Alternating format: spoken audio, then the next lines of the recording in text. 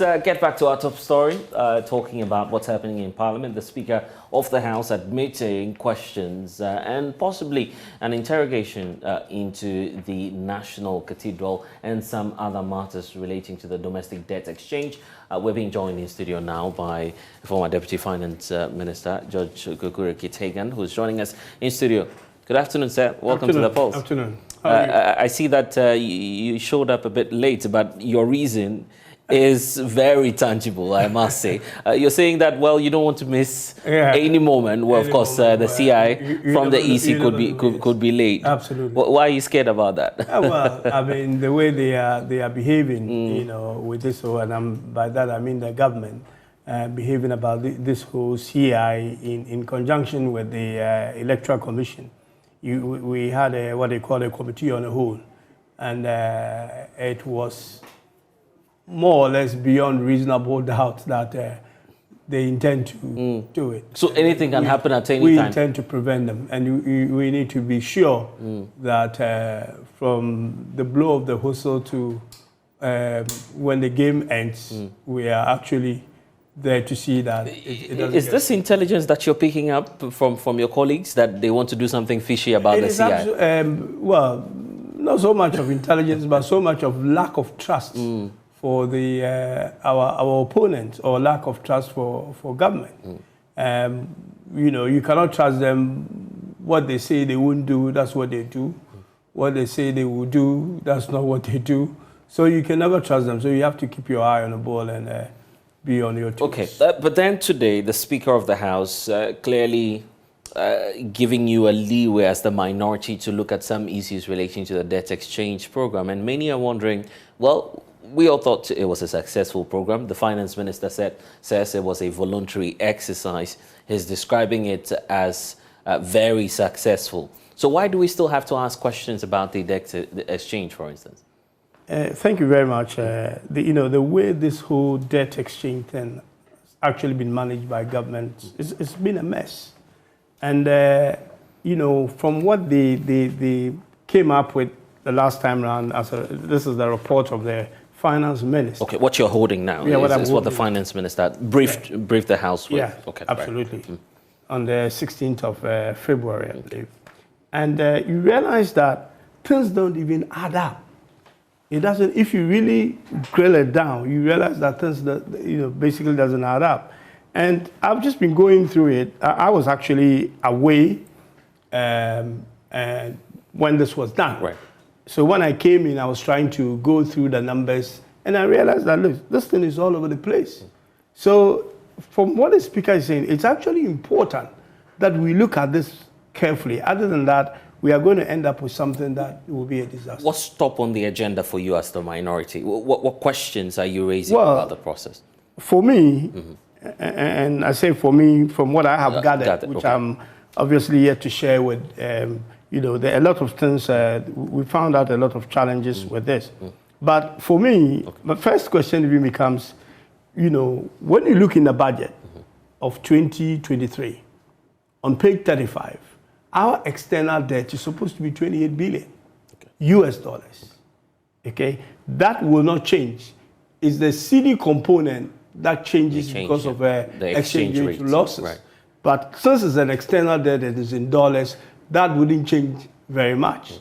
So now, I'm not even quite sure what our external debt is now, because the numbers I'm seeing looks completely different. Because the Eurobond that we have in existence is about 14 billion. Okay, so if you take that $14 billion out of the 28 billion, you get around 14 billion again. Right.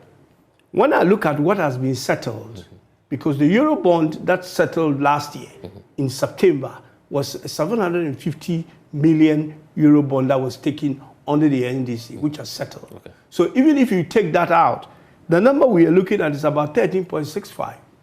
Now, a few days ago, the Finance Minister, when the Chinese Exim Bank came, the Finance Minister was saying that, look, the elephant in the room is China. And this is a government or a party that has elephant as its symbol. and doesn't seem to even recognize how an elephant looks like. Because the elephant in the room is definitely not China. Why so? Because at least that's what we've been made to believe. Yes. The fact that they own, about a third of Ghana's external debts. Speaking about China. So if that's what we publicly know, why are you contending the figures? Well, what they are telling us, okay, unless we are getting different figures here, okay, I understand the debt we owe to China to be around 2 billion. Okay. 2 billion. Right. Now, I'm telling you that if you take the Euro bond of 14 billion out of the existing 28, which they publish in the budget, what you are left with, if you take the Euro bond that also matured last year, there are 2 Euro bonds. One matured last year, September. Right. The next one, which is $1 billion, also taken on the NDC, will also mature this year in August. Okay. So we're not even talking about that one, but you're talking about the 750. The figure I'm left with is 13.65 billion. So somebody will have to explain to us how they arrive at what they are talking about. So I really don't. I don't trust the numbers that But what do you suspect? What do you suspect this 13 billion that you're talking about has been? From what I read, and it's not from basically from the media, right? And I'm yet to see the actual numbers or what has been sent to the IMF. I read something like the Paris Club, we owe them about 4 billion or something, and 1.7 of this money is supposed to be the money we owe to China. Right. And I'm like, that's not enough. Because what I can see since the budget was read, where we had 28 billion till now, the only thing that has come off in terms of a major maturity is the bond that was meant to settle in September of last year. So if that is taken out, then the numbers that are being presented to us, to me, doesn't look accurate. So government would have to account, and this is per your calculation. Yes, government would have to account for about some 13.65. Of course, yes. Of course, certain things might have settled. Certain maybe bilateral or multilateral debt. But I don't know those numbers yet. So I need to find out. But it wouldn't be in a quantum that would have taken 10 billion, which means we paid about 10 billion of our debt. But where do you situate the domestic debt exchange in all of this? Well, first of all, let's look at this. Let's look at it this way. I was talking to you even before. I had a concern with the numbers that are being given to us. But let's situate this in the domestic. Yes, precisely, because okay, you would obviously take your argument to that side. Yes. On the domestic issue, so I probably should have started from the domestic and come to. I have two concerns here. Right. Now, what I'm looking at the moment is that the eligible bonds for tendering that we were told from the beginning of all this debt exchange was 137 billion. Right. That's what we were told. Now, this 137 billion did not include individual bonds because initially individual bonds were not included in this 137 billion, but pension funds were. Okay. Now, as a result of what happened, with the demonstrations and all that, they decided to take the pensions out. The pension fund is about 27.5 billion. So if you take that out, you have around 110. If they had just taken the pensions out, not touched the individual bonds, and just gone with the 110, they would have secured 80%. Because 110 out of 137 billion is 80%, which is what they were looking for. They had to harass pensioners, harass individual bondholders, cause a lot of anxiety, petitions, demonstrations here and there, only to achieve what they claim is 85%. Right. Now, when I look at the 85%, the question I ask myself, what have they been able to, I'm looking at time value, what have they been able to add? With all these circles that they've gone, they've only added 5%. And that was after the revision, when the finance minister revised the number of years and also brought the coupon rate to 5, right? That's what you're speaking about. Now, the issue then becomes, okay, you say that the pension funds and the individual bondholders can do it voluntarily if they want. Yes. Okay. So now those we have in terms of the tendering is mainly the institutional investors, excluding the pension fund. That is the banks, the insurance companies, and all that. Now, when you look at that number, you realize that if you look at what is outstanding, the bonds, as I told you, is 15.5 billion. That is, when you look at the individual bonds that are invested in the fixed income, and then those that are taking, what is it called, the collective schemes. There are two types of individual bonds.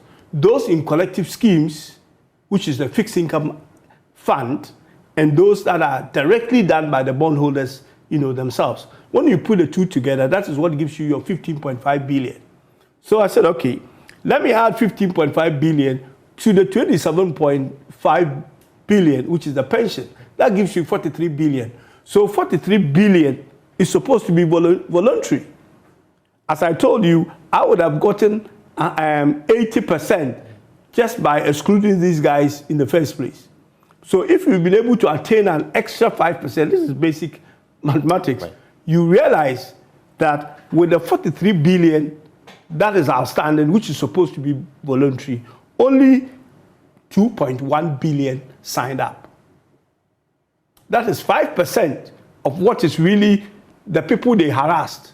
Only 5% of them signed up, which means that they didn't achieve anything, right. Basically. So this is my concern. Why they've done all this, they wasted so much time, got a lot of downgrading and a whole lot. So to me, it seems as if they don't really know what they're doing. But are we not over this? Because one would say that the finance minister has completed the process. It was voluntary, as the finance minister pointed out. Now we're moving into a phase where we're supposed to be focusing on the external debt exchange. And yet, that's where I started. And yet the belief is that you're drawing us back by this parliamentary process that you're asking for. Well, mind you, government is working with that timeline. They want the funds, the IMF bailout cash, to hit our accounts by the first quarter of this year. Yeah. You may derail that process. You agree? Well, you see, because we work with laws in this country, and the right thing must be done. Because this sets a precedence for anything done in the future. And that whether you are doing something monumental as debt exchange should actually come to the House or not. And I see why it shouldn't come to the House.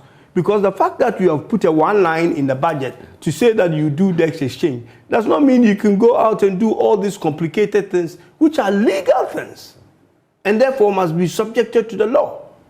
Otherwise, you're doing this thing unlawfully. Now, that's one. Okay. The second bit is that if you say that you are going to talk to China, for instance, because China has a bulk of, first of all, they put the external one on suspension. Then all of a sudden, they go and say, oh, we are talking to the Paris Club, and for that, we are going to talk to China, right. Because China is the big thing in the room. And as I was telling you, China isn't. Because if what they are telling us is true, that we only owe China about 2 billion. Even that 2 billion, if it includes the Sino-Hydro stuff, we were supposed to pay that it was supposed to be about a trade. But in terms of the individual creditors, you agree that they hold the highest chunk. I mean, that's a fact. Looking at the amount they hold out of the 5 billion that we're talking about in terms of the external debt. And I'm telling you that 5 billion is not correct. It can't be. Are you the one challenging the figures? Or you? Yes, I am challenging the figures. I'm just looking at the figures and I'm challenging them.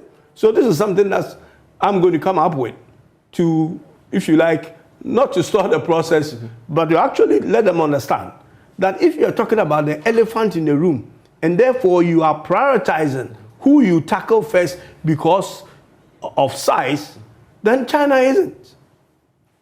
So you're just wasting your time with China, unless, of course, there's an ulterior motive why you've gone to China. And that's what I believe. Because the motive here is that at the moment you cannot get money from anywhere. China is the likely source where they are a bit lenient and may offer you some money. So you are trying to go there and see whether you can use your 1.7 that you owe them to really do some structuring and get some more money.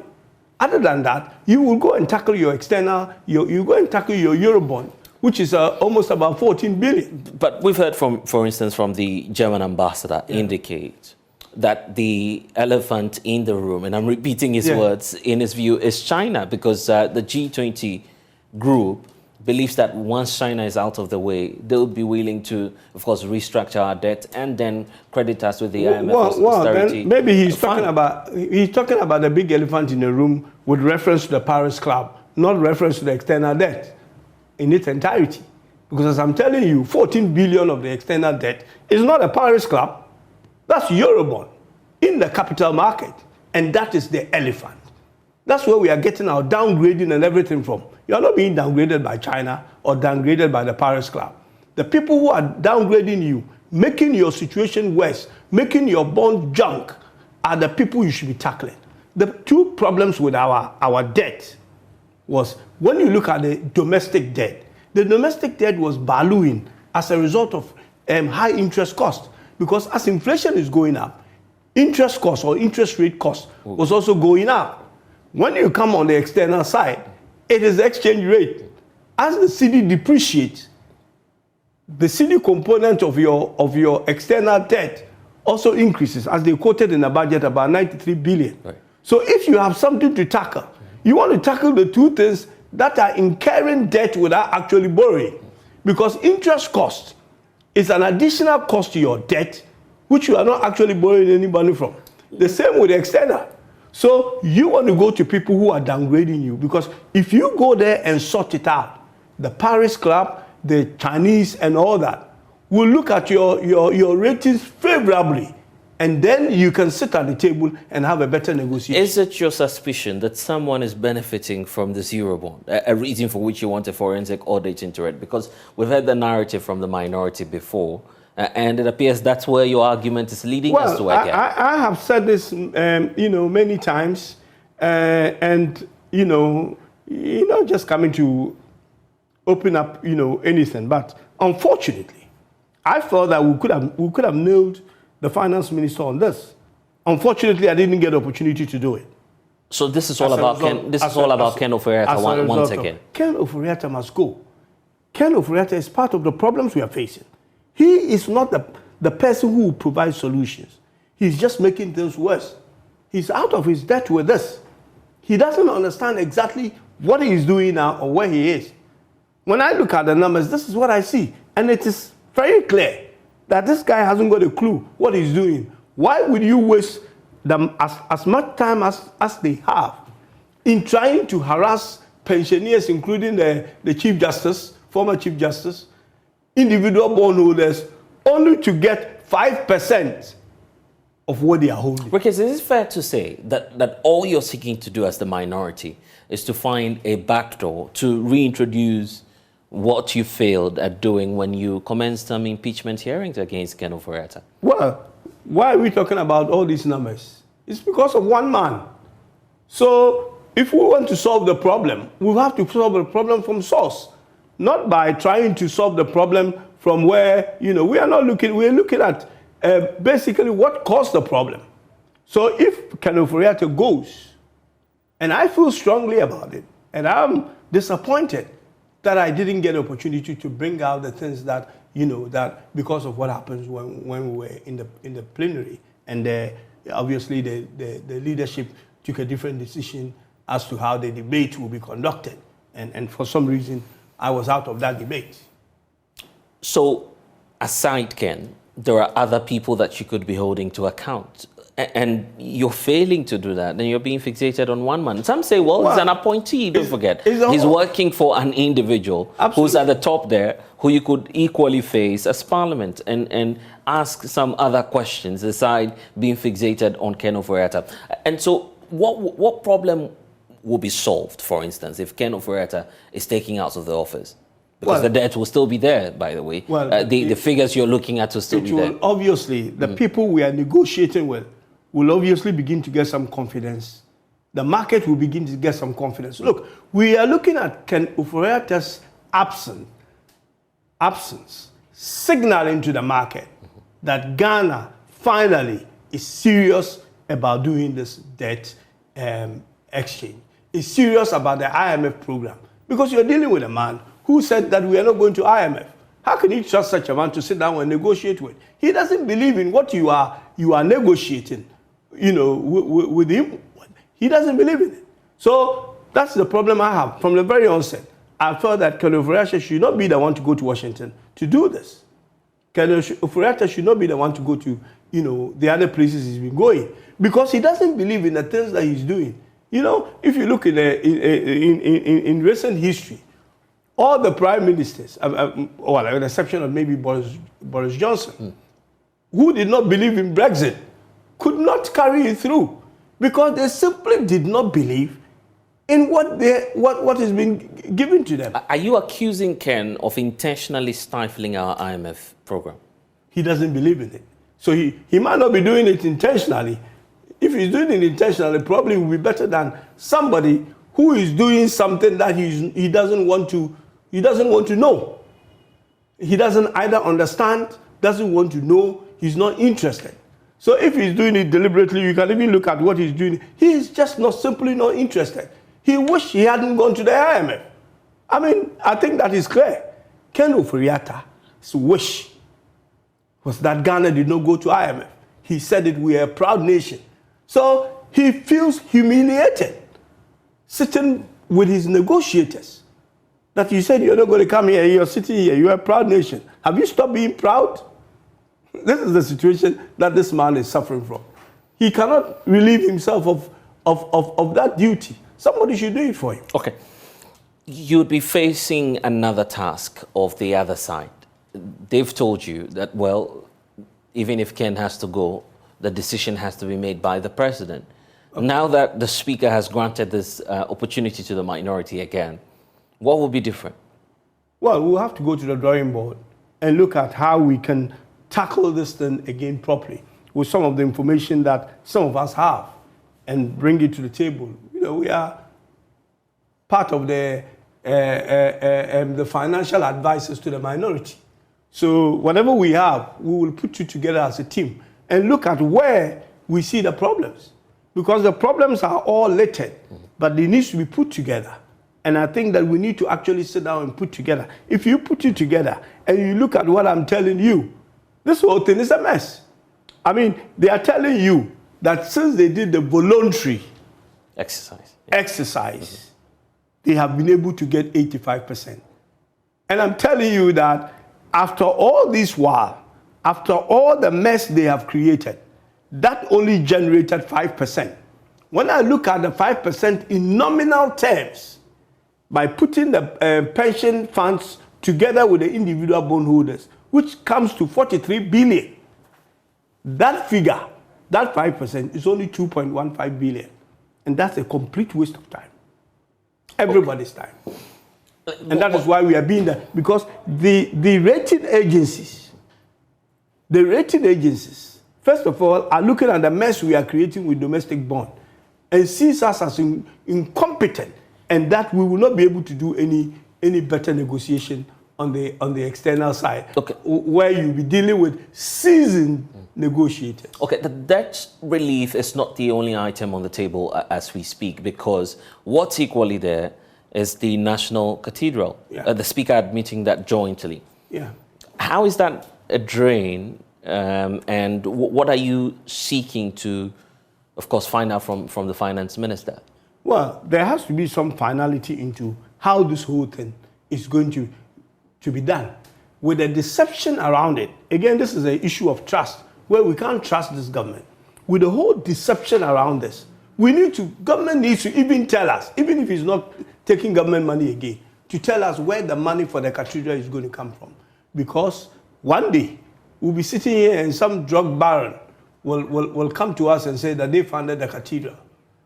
So at the moment, I was part of the committee who looked at the 80 million that was put in the tourism to fund the cathedral. Mm-hmm. I had always said, if we were really going to build a cathedral, looking at the tourism aspect of it, mm-hmm, probably is the right place for it to go on the tourism. That should have been done at the very onset with clarity that this is what we're doing. The cathedral is going to be a tourism, it will generate a tourism revenue, and for that matter, we are putting it here and we are spending this money to do it. Even if the country is not in a position to do so, this is how we are going to stagger it and do it. They didn't do that. It was going to be funded. It was one man's dream or his conversation with God. Then and now it's become something hanging around the neck of the nation in the times that we are in. And I think that's unfair to Is there a question that Ken Ofori-Atta has not answered about the National Cathedral? Loads. I think there are loads of questions that they haven't answered. I mean, as the principal financial advisor to the government, you would have thought that you will have a clear roadmap on where the resources for the cathedral is going to come from. But he's told you. He's taking money from seed money, contingency. I mean, beyond that, the Christendom is supposed to fund the rest. He's doing what is not in the Financial Management Act. You don't take seed money or whatever it is from the contingency vote or the contingency fund to fund such a project which is known. I mean, it is not a project. But Ken then comes in and says, well, you are members of parliament. You agreed that I spend that money. And that's what I'm spending. Well, you're part of the problem, isn't it? Well, it was when he came back. Nobody knew he was taking money from the contingency fund to fund the cathedral. It was when he was called to come and answer questions. That is where we got to know where the money was coming. Yeah, but you approved the budget for him. Well, we approved the budget for him. We did not approve for him to go and take money from the contingency fund or contingency vault to go and pay for the cathedral. That was not part of the deal. It wasn't part of the deal. That's not what we put that money there for. In fact, the cathedral was known, and they claim they've done everything on the cathedral. So the cathedral wouldn't have been an afterthought. The cathedral would not become an emergency that they have to go and fund from the contingency. The word contingency, what does that mean? So things are not being done the way it should be done because they think they can get away with whatever they intend to do. But there are laws guarding the governing and the financing of this country. And once we follow it, so we in Parliament, who are supposed to provide an oversight or have an oversight responsibility, are not being told the truth. We are approving things that are used for something else. We never approved in Parliament. We approved the budget. But nowhere in the budget did we approve that the contingency fund will be used in funding a cathedral. Nowhere. Because we had already been told that the cathedral will be funded by the private sector. The best will be a seed money being taken to do that. All of a sudden, it turned out to be something completely different. And then when a new budget is being presented, now the cathedral has now moved to tourism. As I said, I have always, if a cathedral is going to be built, I always thought that the best place for it is to put it, because when you go, elsewhere, all these things are tourist places that people go to. Therefore, there will be tourism, there will be revenue from with regards to tourism. Therefore, the cost, needs to go to the same center. But not in the middle of the road. You don't change your steer from right to left and start driving on the other side of the road if you did not negotiate that from the very beginning. Okay, but looking at the project itself, do you feel that it will continue naturally, or you feel there may be some challenges? Well, at the moment, as it stands, it's a financial loss to the state. Because if if you have sunk taxpayers' money into a project that still looks like a Galamsey site, there's no cathedral there, then somebody will have to answer. And these are millions. Look at the amount of money that was paid to the architect and others. Look at the stories that came up afterwards. This is a clear financial loss to the state. If the place is built and is generating some revenue, you can say that you are ring-fencing some, tourism revenue to pay for it. But this is how it should have been looked at in the first place. Then the second question would have been, is the nation in a position to fund such a project now, no matter how brilliant or how good that project is? Maybe not. Maybe let's give it a year or two. I am not against the cathedral. I know the cathedral can generate revenue in terms of tourism. But it has to be done properly. It needs to be explained well. We need to know what we are signing up to. not in the middle of the road. You go and do fundraising somewhere in the US, even the amount of money that was spent in fundraising. And then you come and build a government for it. And then you come again, you did it the first time, you think you've gotten away with it. Then you come again, now you put it in the budget, you want 80 million for it, giving it to a minister who doesn't actually, when we talk to with all due respect, the Honorable Minister for Tourism, he didn't seem to have a clue. You know, my experience, I haven't worked at the Ministry of Finance, a budget process starts in February, the whole budget process. So as we are talking now, we are in March. So the budget process for 2024 budget has already started. That's if things are being done the same old way. So this stage is where you do the budget hearing, where various ministries, departments, and agencies will bring whatever their programs and then what money they need to fund it. Then discussions will go on until things will be firmed, and in November we will hopefully have a budget. So if we are planning to put this in Cathedral, that discussion should have started in February. Not an afterthought, where you put 80 million, that the minister doesn't know anything about it. We have to build a cathedral, and we don't even know if we had allowed the money to be there, who is actually going to have an oversight responsibility of the Cathedral Secretariat. Okay, so all of this will be addressed next week. We will have The belief is that Ken is inundated with so many questions. Even as we speak, today he was supposed to appear before the House. Well, he failed to show up. And you are adding on more and more questions. Well, if you feel that this is okay for him at such a crucial time when many say he should be working on our external debt restructuring and other matters. From a human, personally, perspective. From a human and health perspective, I don't think, he should go through that. I don't think he should subject himself, no matter how tough you think you are and you think you can take. Look, this is going to have its toll on him in the long run. And he's had some health challenges and all that. And I sit there and ask myself, what is this guy's motivation in continuing to be the finance minister? Look, you've done your best. You can go back to your records where you said before 2020 or before the COVID, you were chalking excellent result. Leave it at that. And let's blame COVID for having caused all the problems after you have produced an excellent result, as you call it. But then to continue to take us down this road, where you are making mistakes after mistakes. Look at the pains that he has taken us through this debt exchange program. For what? For 5%? He's going to tell us, I want to know that the pension funds of 27.5 billion and the individual bondholders of 15 billion, when you put together, is 43 billion.